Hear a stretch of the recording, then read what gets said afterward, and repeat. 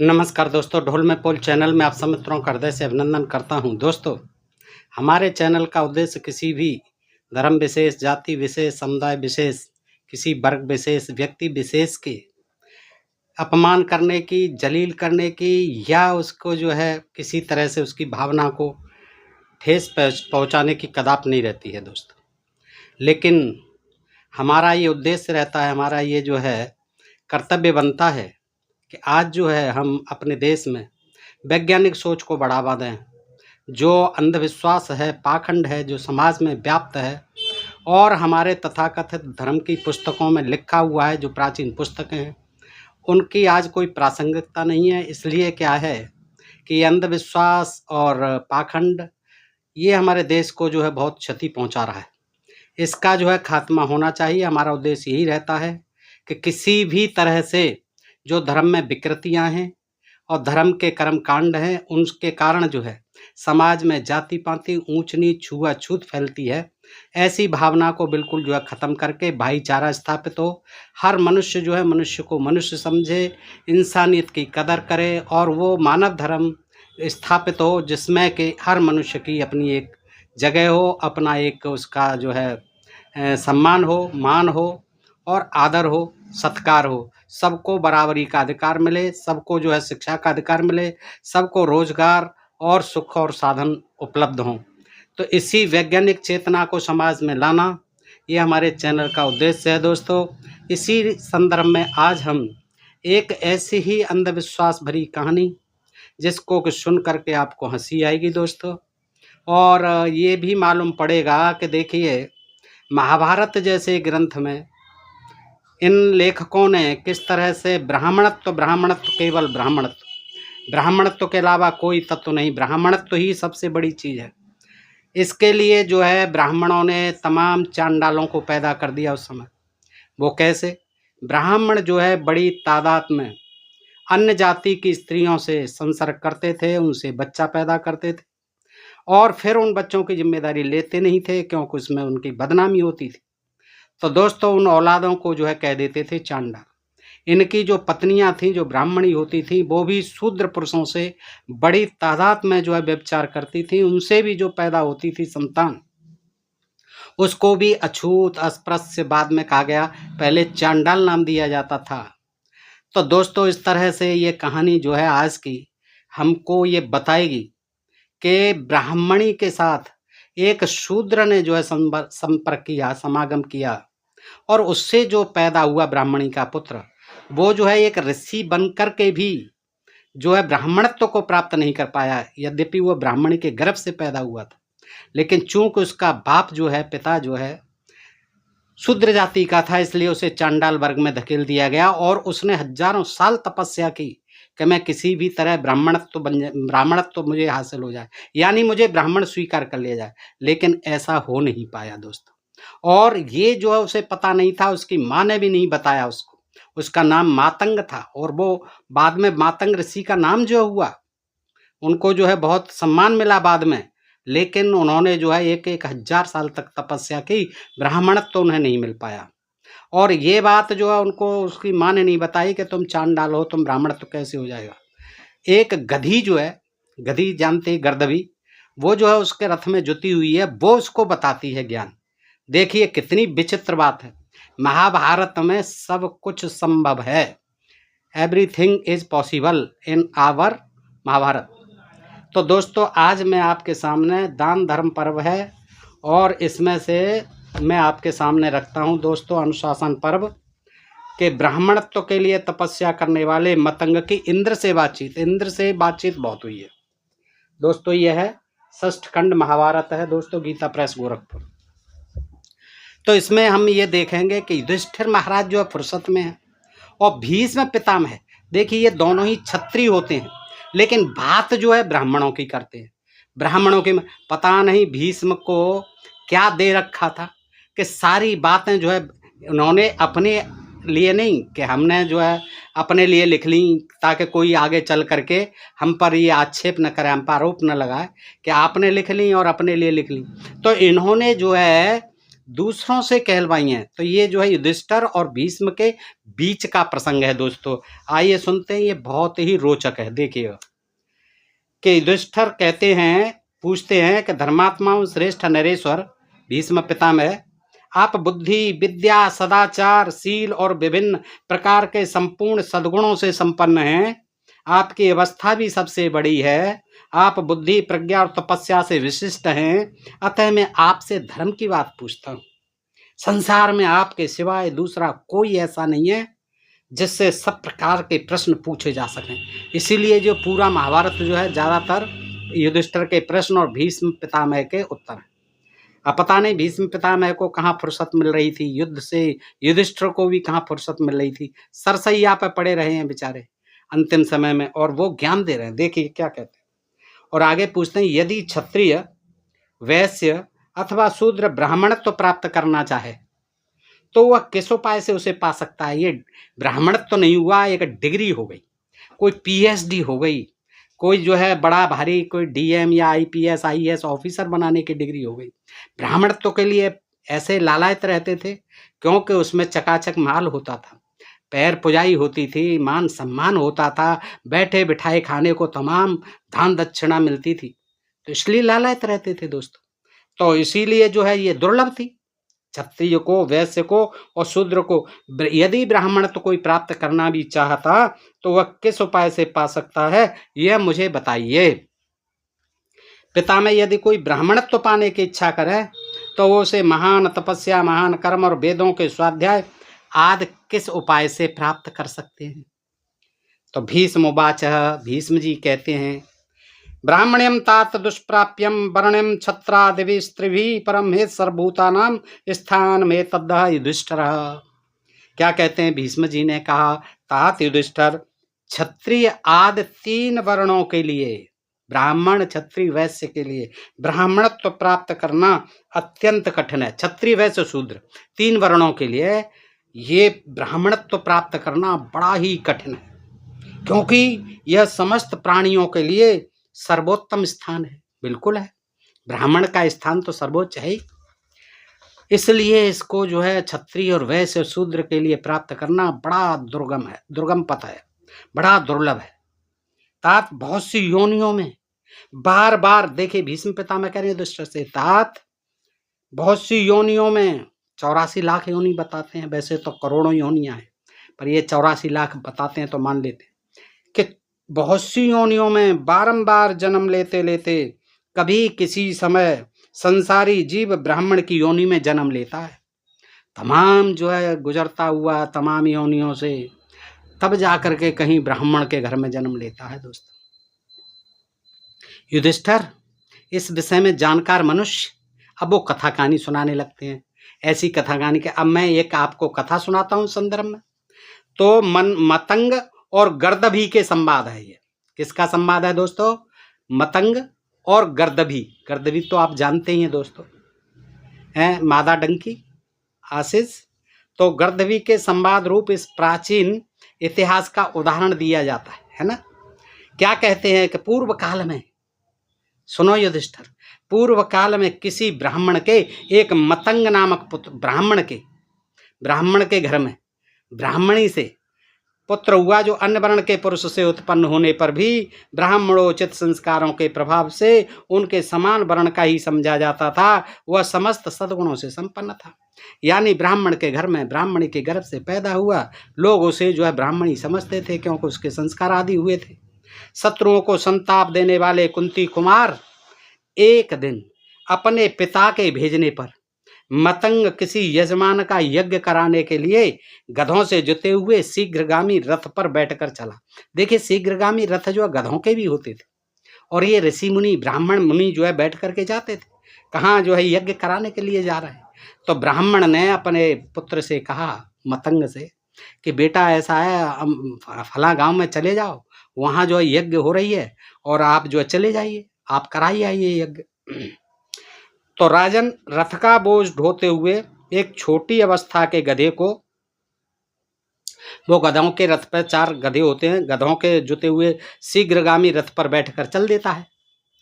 तो रथ का बोझ ढोते हुए एक छोटी अवस्था के गधे को उसकी माता के निकट ही मतंग ने बार बार चाबुक से मारकर उसकी नाक में घाव कर दिया। देखिए क्या किया महाराज ने कि एक बच्चा था उसमें जुता हुआ और उसकी माँ भी जुती हुई थी गर्दभी। तो उसने क्या किया, जल्दी के चक्कर में जल्दी पहुंचना है तो उसमें दे चाबुक बेचारे में, छोटे बच्चे में, और गधे का जो बच्चा था उसकी नाक को घायल कर दिया मतंग ने। तो पुत्र का भला चाहने वाली गधी उस गधे की नाक में दुस्सह घाव हुआ देख उसे समझाती हुई बोली, अपने बेटे से बोली, चल रही है रथ में, वो भी जुती हुई है, बेटे माँ बेटा दोनों जुते हुए हैं, तो बेटा शोक न करो, तुम्हारे ऊपर इस समय ब्राह्मण नहीं चांडाल सवार है। क्या कहा, पीट रहा था, उसकी नाक में घाव कर दिया। तो गधी कहती है कि बेटा शोक मत कर, कोई बात नहीं, इस समय हमारे ऊपर, तुम्हारे ऊपर ब्राह्मण नहीं, कौन है, चांडाल सवार है। ब्राह्मण में इतनी क्रूरता नहीं होती, अगर ये ब्राह्मण होता तो इसमें इतनी क्रूरता नहीं होती। ब्राह्मण सबके प्रति मैत्री भाव रखने वाला बताया जाता है। देखिए गधी की बात हो रही है अपने बेटे से, जो समस्त प्राणियों को उपदेश देने वाला आचार्य, कितनी ज्ञानी थी, वो भी सब जानती थी ब्राह्मणों की जो है आचार्यत्व और ब्राह्मणत्व। क्या कहती है कि जो समस्त प्राणियों को उपदेश देने वाला आचार्य है वह कैसे किसी पर प्रहार करेगा, वो क्यों किसी को मारेगा, क्यों किसी की ताड़ना करेगा, है। तो क्या कहता है, ये स्वभाव से ही पापात्मा है, ये तो स्वभाव से ही बाई द नेचर, ये बाई नेचर ही ऐसा है, दुष्ट है, पापात्मा है, इसलिए दूसरे के बच्चे पर यह ध्यान नहीं करता है, बड़ा निष्ठुर है, क्रूर है। यह अपने इस कुकृत्य द्वारा अपनी चांडाल योनि का ही सम्मान बढ़ा रहा है। भाई जैसी योनि है इसकी चांडाल बना हुआ है, जो चांडाल है ऐसा ही काम कर रहा है, चांडाल योनि के समकक्ष जो है जातगत स्वभावी मनोभाव पर नियंत्रण करता है, इसका जातगत स्वभावी। देखिए गधी भी जानती थी जाति पाति, गधी का यह एततम श्रुत्वा मतंगस्तुम दारुणम रासवीवचः अवतीर्थम अवतीर्य रथात तूर्णम रासवीव प्रत्यभासतः। गधी का यह दारुण वचन सुनकर मतंग तुरंत रथ से उतर पड़ा और गधी से इस प्रकार बोला, उतर पड़ा हो क्या, ठीक है ये सुनूं तो सही, क्या बकबक कर रही है, पूछूं तो सही। तो कल्याणमयी गर्दभी बता, मेरी माता किससे कलंकित हुई है जो तू मुझे चांडाल कह रही है, तू मुझे चांडाल कैसे समझती है, शीघ्र मुझसे सारी बात बता। है मैं तो ब्राह्मण से हूँ, लेकिन तू कहती है कि मैं चांडाल हूँ, तो मेरी माँ ने किससे संसर्ग किया, तू बता। क्यों कह रही है मुझसे चांडाल। तो गधी तुझे कैसे मालूम हुआ कि मैं चांडाल हूँ, कथम माँ वेत्सी चांडालम ब्राह्मण्यम ये नश्यते, किस कर्म से मेरा ब्राह्मण तो नष्ट हुआ है। तू बड़ी समझदार है, बड़ी ज्ञानी है, बड़ी पारखी है, बड़ी विद्वान है, अतः ये सारी बातें मुझे ठीक ठीक बता। गदई बोली, मातंग तू यौवन के मत से मतवाली हुई एक ब्राह्मणी के पेट से। देखिए क्या कहता है, यौवन के मत से मतवाली थी तेरी माँ ब्राह्मणी, उसके पेट से शूद्र जातीय नाई द्वारा पैदा किया गया। देखिए महाभारत में ये आ रहा है, किसके द्वारा पैदा किया गया है, नाई के द्वारा। नाई कौन होते हैं, शूद्र, जिन्हें आजकल ओबीसी कहते हैं हमारे नाई भाई। तो नाई भाई ने जो है संपर्क, देखिए ब्राह्मण के होते हुए है कितनी व्यभिचारणी थी उस समय, कितना व्यभिचार था। ये जो सारी चांडाल कौम बना दी, अछूत कौम बना दी, जिनको बाहर भगा दिया और जो है तमाम जो उनसे उल्टे सीधे गंदे कर्म कराए जाते थे, वो कौन थे, नहीं ब्राह्मण ब्राह्मणियों की संतान थे सब। ये जो है देखिए बताता है महाभारत, इनको पढ़ने से ये ज्ञान होता है कि उस समय कितना व्यभिचार था, कितना दुराचार था। तो गधी कहती है, ये गदही बोली, मतंग तू यौवन के मद से मतवाली हुई एक ब्राह्मणी के पेट से शूद्र जातीय नाई द्वारा पैदा किया गया, इसीलिए तू चांडाल है, और तेरी माता के इसी व्यभिचार कर्म से तेरा ब्राह्मणत्व नष्ट हो गया है।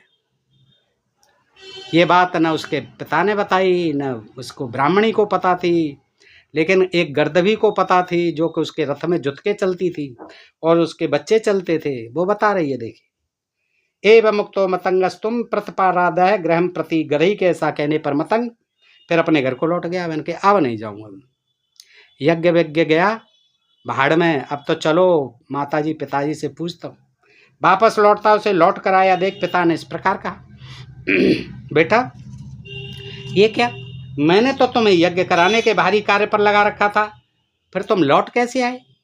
तुम कुशल से तो हो ना, तबीयत तो सही है ना आपकी?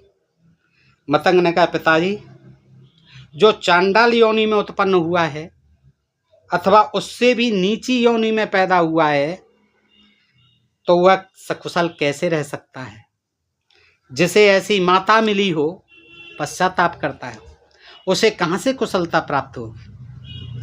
पिताजी यह मानवेतर योनि में उत्पन्न हुई, यानी पशु जाति में, पशु योनि में उत्पन्न हुई गदई मुझे ब्राह्मणी के गर्भ से शूद्र द्वारा यानी शूद्र नाई द्वारा पैदा हुआ बता रही है, इसीलिए अब मैं महान तप में लग जाऊंगा। अब मेरे पास कोई नहीं, मैं छोड़ देता हूँ गृहस्थ, मुझे नहीं रहना, अब मैं जाता हूँ तप करता हूँ, मुझे तो ब्राह्मणत्व हासिल करना है, मैं शूद्रत्व, ये चांडाल कैसे बन गया?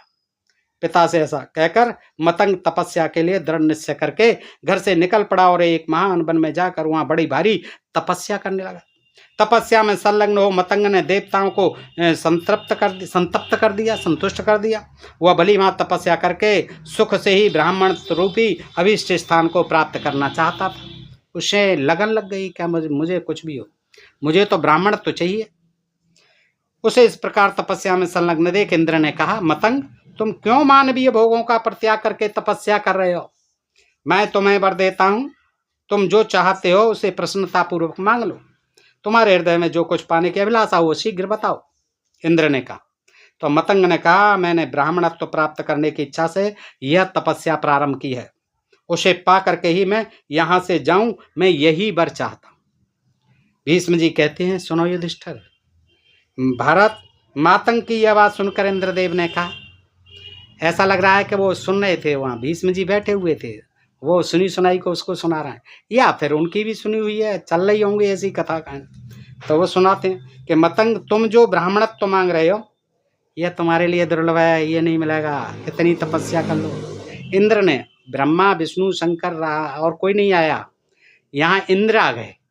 इंद्र सिवाय जो ब्राह्मणत्व देने वाले थे, तो उन्होंने कह दिया, साफ मना कर दिया इंद्र ने कि कुछ भी करो तुम, ब्राह्मणत्व तो तुम्हें नहीं मिलेगा क्योंकि तुम चांडाल हो। तुम जो मतंग तुम जो ब्राह्मणत्व मांग रहे हो यह तुम्हारे लिए दुर्लभ है। जिनका अंतःकरण शुद्ध नहीं है, कारण क्या बताता है इंद्र कि जिनका अंतःकरण शुद्ध नहीं है, चांडाल का अंतःकरण कैसे शुद्ध हो जाएगा? अथवा जो पुण्यात्मा नहीं है, पुण्यात्मा भी चांडाल कैसे हो जाएगा? उनके लिए ब्राह्मणत्व की प्राप्ति ये संभव है। दुर्बुद्धे यानी मूर्ख, तुम ब्राह्मणत्व मांगते मांगते मर जाओगे तो अभी वह नहीं मिलने वाला। अतः इस दुराग्रह से जितना शीघ्र संभव हो निवृत्त हो जाओ, छोड़ो ये आशा। तुम्हारा संपूर्ण भूतों में श्रेष्ठता ही ब्राह्मणत्व है। यानी ब्राह्मणत्व क्या है? समस्त ये जितने भी प्राणी हैं सब में श्रेष्ठ, सुप्रीमेसी, वही जो है क्या है, सुपीरियरिटी, श्रेष्ठता, वही ब्राह्मणत्व है और यही तुम्हारा अभीष्ट प्रयोजन है। परंतु यह तप उस प्रयोजन को सिद्ध नहीं कर सकता। अतः इस श्रेष्ठ पद की अभिलाषा रखते हुए तुम शीघ्र ही नष्ट हो जाओगे। इंद्र भी जानता था कि यह चांडाल पुत्र है।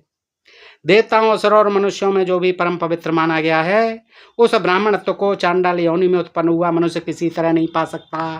कह दिया चांडाल योनि में। अब देखिए इंद्र को भी वहां पता चल गया था, लेकिन उसके माँ बाप ने नहीं बताई थी ये बात। भीष्म जी कहते हैं, इंद्र के ऐसा कहने पर मतंग का मन और भी दृढ़ हो गया कि कैसे नहीं मिलेगा। वह संयम पूर्वक उत्तम व्रत का पालन करने लगा। अपने धैर्य से च्युत न होने वाला मतंग 100 वर्षों तक एक पैर से खड़ा रहा।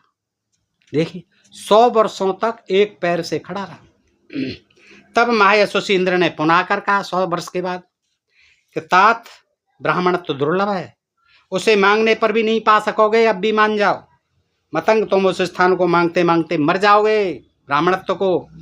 बेटा दुस्साहस मत करो, तुम्हारे लिए यह धर्म का मार्ग नहीं है, चांडालों के लिए नहीं है, नहीं तो शंभू की तरह तुम्हारा भी सिर काट दिया जाएगा। जाओ अपने घर। दुर्मते, तुम इस जीवन में ब्राह्मण तो नहीं पा सकते। उस अप्राप्य वस्तु के लिए प्रार्थना करते करते शीघ्र ही काल के गाल में चले जाओगे, मर जाओगे। मतंग मैं तुम्हें बार बार मना करता हूं, तो भी उस उत्कृष्ट स्थान को तुम तपस्या द्वारा प्राप्त करने की अभिलाषा करते ही जाते हो। ऐसा करने से सर्वथा तुम्हारी सत्ता मिट जाएगी। पशु पक्षी की योनि में पड़े हुए सभी प्राणी यदि कभी मनुष्य योनि में जाते हैं तो पहले पुलकस या चांडाल के रूप में जन्म लेते हैं, इसमें संशय नहीं है। पशु पक्षी जो है तमाम योनियों में गुजरते हुए पशु पक्षी फिर क्या बनते हैं? चांडाल, परासप, पुलकस, ये जो है सब अछूत जातियां थी। तो मतंग, पुलकस या जो कोई भी पाप योनि पुरुष यहाँ दिखाई देता है वह सुदीर्घ काल तक अपनी उसी योनि में चक्कर लगाता रहता है। उसी में ही चांडाल ही चांडाल, चांडाल ही चांडाल योनि में बार बार जन्म लेता रहेगा। तदनंतर 1000 वर्ष बीतने पर वह चांडाल या पुलकस शूद्र योनि में जन्म लेता है। देखिए 1000 वर्ष तक घूमता रहेगा चांडाल चांडाल चांडाल, फिर काय में जन्म लेगा? फिर भी ब्राह्मणत्व में नहीं, फिर भी जन्म लेगा शूद्र योनि में, और उसमें भी अनेक जन्मों तक चक्कर लगाता, फिर शूद्र ही शूद्र बना रहेगा हजारों साल तक। तत्पश्चात 30 गुना समय बीतने पर, यानी 30,000 साल बीतने पर वह वैश्य योनि में आएगा, नीचे से चलेगा ऊपर, और चिरकाल तक उसी में चक्कर लगाता रहेगा वैश्य योनि में चक्कर लगाता रहेगा। इसके बाद 60 गुना समय बीतने पर, यानी 60,000 साल बीतने पर वह क्षत्रिय की योनि में जन्म लेगा, और फिर उससे भी 60 गुना समय बीतने पर वह गिरे हुए ब्राह्मण के, गिरे हुए पतित ब्राह्मण के, शुद्ध और पवित्र के में नहीं, सर्वोच्च के में नहीं, पतित ब्राह्मण के घर में जन्म लेगा। फिर उससे भी 60 गुना, देखिए 60 गुना ही 60 गुना हो रहा है। दीर्घ काल तक ब्राह्मणाधम रहकर, यानी पतित ब्राह्मण रहकर जब उसकी अवस्था परिवर्तित होती है तब वो अस्त्र शस्त्रों से जीविका चलाने वाले ब्राह्मण के यहाँ जन्म लेता है, जो अस्त्र शस्त्र धारण करके अपनी जीविका चलाते हैं, यानी क्षत्रिय ब्राह्मण, छत्र ब्राह्मण। फिर चिरकाल तक उसी योनि में पड़ा रहता है। तदनंतर 300 वर्ष का समय व्यतीत होने, अब बताइए इसकी गणना कौन करता है, कौन देखता रहता है, कौन किस योनि में जा रहा है, सब जो संभव है। तो गायत्री मंत्र का जप करने वाले ब्राह्मण के यहाँ फिर जन्म लेता है 300 वर्ष के बाद। जो गायत्री का जप होता है वो सर्वोच्च ब्राह्मण होता है। उस जन्म को पाकर वह चिरकाल तक उस योनि में जन्मता मरता रहता है। फिर 400 वर्षों का समय व्यतीत होने पर वह श्रोत्रिय यानी वेद वेदता ब्राह्मण के कुल में जन्म लेता है। देखिए कितनी महत्ता, क्या ब्राह्मणत्व, कितनी ऊंची बात है ये। ऐसे थोड़ी मिल जाएगा जन्म, हजारों लाखों साल जो है घूमता रहेगा, तब जा करके कहीं उच्च कुल के ब्राह्मण के यहाँ जन्म लेगा। उसी कुल में चिरकाल तक उसका आवागमन होता रहता है। बेटा इस प्रकार शोक, हर्ष, राग, द्वेष, अतिमान और अतिवाद, ये ज्ञान किसने दिया? इंद्र ने। किसको? मतंग ऋषि को। अतिवाद आदि दोषों का अधम द्विज के भीतर प्रवेश होता है। यदि वह इन शत्रुओं को जीत लेता है तो सदगति को प्राप्त होता है, और यदि वे शत्रु ही उसे जीत पाते हैं तो ताड़ के वृक्ष से ऊपर गिरने वाले फल की भांति हुआ नीचे गिरा दिया जाता है। इसलिए मतंग, यही सोचकर मैंने तुमसे कहा था कि तुम कोई दूसरी अभीष्ट वस्तु मांग लो, क्योंकि ब्राह्मणत्व तो अत्यंत दुर्लभ है, और ब्राह्मण के जो जिस प्रकार करना चाहता है के प्रभाव से वैसा ही कर सकता है। तात जीव इस जगत के भीतर अनेक योनियों में भ्रमण करता हुआ बारंबार जन्म लेता है। इसी तरह जन्म लेते लेते कभी किसी समय में वो ब्राह्मणत्व को प्राप्त कर लेता है। अतः जिनका मन अपने बस में नहीं है, ऐसे लोगों के लिए सर्वथा दुष्प्राप्य ब्राह्मणत्व को पाने का आग्रह छोड़कर तुम कोई दूसरा ही वर मांगो, यह वर तो तुम्हारे लिए दुर्लभ ही है। देवराज, मैं तो यूं ही दुख से आतुर हो रहा हूँ, मतंग कहता है। फिर तुम भी क्यों मुझे पीड़ा दे रहे हो बार बार? तुम मरे हुए को क्यों मार रहे हो? मैं तो तुम्हारे लिए शोक करता हूँ, जो जन्म से ही ब्राह्मणत्व को पाकर भी तुम उसे अपना नहीं रहे हो। तुम में खुद ब्राह्मणत्व नहीं है, तुम उसे ब्राह्मणों के मार्ग पर कहाँ चल रहे हो? ब्राह्मणों के धर्म और नियमों की कहाँ तुम पालन कर रहे हो? इंद्र से कहता है माता, तुम भी तो सारे उल्टे सीधे काम कर रहे हो। सत्र के तो यदि क्षत्रिय आदि 3 वर्णों के लिए ब्राह्मणत्व दुर्लभ है, तो उस परम दुर्लभ ब्राह्मणत्व को पाकर भी मनुष्य ब्राह्मणोचित समदम का अनुष्ठान नहीं करते हैं, यह कितने दुख की बात है। तो दोस्तों, इस प्रकार ऐसी कृपा करें इंद्र कि जिससे मैं इच्छानुसार विचरने वाला तथा अपनी इच्छा के अनुसार रूप धारण करने वाला आकाशचारी देवता बन जाऊं। ब्राह्मण और क्षत्रियों के विरोध से रहित हो, मैं सर्वत्र पूजा एवं सत्कार प्राप्त करूं और मेरी अच्छे कीर्ति का विस्तार हो। मैं आपके चरणों में मस्तक रखकर आपकी प्रसन्नता चाहता हूँ। आप मेरी इस प्रार्थना को सफल बनाइए। यहाँ ब्रह्मा जी नहीं आए, वैसे सब जगह जो है ब्रह्मा जी पहुंचते थे। इंद्र ने कहा बस तुम स्त्रियों के पूजनीय हो जाओगे। आशीर्वाद दे दिया, वरदान दे दिया अंत में कि ब्राह्मण तो तुम नहीं प्राप्त कर पाओगे, लेकिन तुम स्त्रियों के पूजनीय हो जाओगे। मैं ये वरदान देता हूँ। छंदोदेव के नाम से, छंदोदेव, मतंग ऋषि का नाम क्या दे दिया? छंदोदेव। छंदोदेव के नाम से तुम्हारी ख्याति होगी और तीनों लोकों में तुम्हारी अनुपम कीर्ति का विस्तार होगा। इस प्रकार से वर देकर इंद्र वहीं अंतर्ध्यान हो गए। मतंग भी अपने को प्राणों का परित्याग करके उत्तम ब्रह्मलोक को प्राप्त हुआ। भारत इस तरह यह ब्राह्मणत्व अंत में भीष्म जो है करते हैं, कंक्लूजन करते हुए कहते हैं, उपसंहार करते हुए कि इस तरह ब्राह्मणत्व उत्तम परम स्थान है, परम उत्तम स्थान है। जैसा कि इंद्र का कथन है उसके अनुसार यह इस जीवन में दूसरे वर्ण के लोगों के लिए दुर्लभ है। तो दोस्तों, चाहे 1000 साल तपस्या कर लो आप, चाहे 4000, 10,000, चाहे लाखों साल, ब्राह्मण तो हासिल नहीं होगा क्षत्रिय और वैश्य और शूद्रों को। दोस्तों, ये इतनी बड़ी उपाधि है, इतनी बड़ी महिमा है इसकी। तो ये देखिए कैसा ज्ञान है दोस्तों। आपने इससे क्या सीखा? इससे यही सीखा कि उस काल के जो ब्राह्मण थे उन्होंने अपने को सर्वोच्च बनाए रखने के लिए, मान प्रतिष्ठा और सम्मान बनाए रखने के लिए दूसरी जातियों की कैसी उपेक्षा की और उनको पशु पक्षियों से भी हीन बना दिया।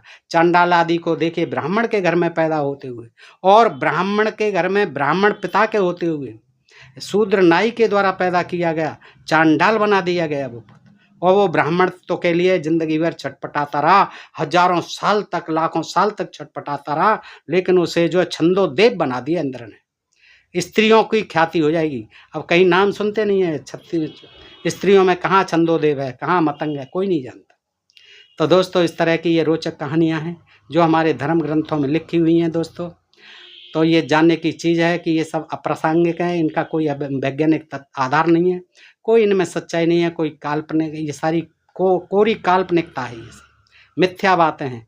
लेकिन ब्राह्मणों ने अपने स्वार्थों के लिए, अब ये कटु सत्य है दोस्त, हमारे आज के ब्राह्मण बंधु बड़े नाराज होते हैं कि आप ऐसी बातें करते हैं, वैसी बातें। हम कोई बात वैसी नहीं करते, हमें ब्राह्मणों से कोई द्वेष नहीं है और आज के ब्राह्मण हमारे बंधु हैं, हमें उनसे कोई दोष नहीं है। लेकिन उनको सोचना चाहिए कि वो हमें गाली देते हैं, हमें अपशब्द कहते हैं, हमें कट शब्द कहते हैं। भाई हमारा क्या दोष है? इनको क्यों छपवा रहे हो? आपके जो पुरखे जो उल्टी सीधी बातें लग गए, वो हमारे भी पुरखे थे, हम मानते। लेकिन आज इनकी क्या प्रसंगता है? कथावाचक जो सुना करके समाज में जो है जातिवाद और अंधविश्वास और पाखंड को बढ़ावा दे रहे हैं। बताइए, कहीं गर्द भी ऐसा ज्ञान देगी? कहीं चांडाल जो ऐसे बन जाएगा आदमी? और फिर चांडाल को जो है ब्राह्मण प्राप्त करने की क्या जरूरत है? तो दोस्तों, ये सब कथा कहानी इसी तरह की हैं। हमारा उद्देश्य है कि अंधविश्वास और ये जाति पाति, ऊंच नीच, छुआछूत जो इन ग्रंथों के माध्यम से आज भी बढ़ रही है, फैल रही है, समाज में विद्वेष फैल रहा है, उसका खात्मा होना चाहिए। वैज्ञानिक सोच, वैज्ञानिक चिंतन जो हमारे समाज में होना चाहिए, ताकि हम सब लोग जो है प्यार से रहें, मोहब्बत से रहें, इंसान को इंसानियत की तरह देखे, इंसानियत समझे और इंसानियत का भाव रखे। मानव धर्म सबसे बड़ा धर्म है, इंसानी धर्म सबसे बड़ा धर्म है दोस्तों। यही हमारा उद्देश्य होना चाहिए, यही हमारा मिशन होना चाहिए दोस्तों। आज के लिए इतना ही, फिर मिलते हैं इसी किसी प्रसंग के साथ अगले वीडियो में। तब तक के लिए आप सब मित्रों का हृदय से आभार, नमस्कार, जय भारत, जय इंडिया दोस्तों।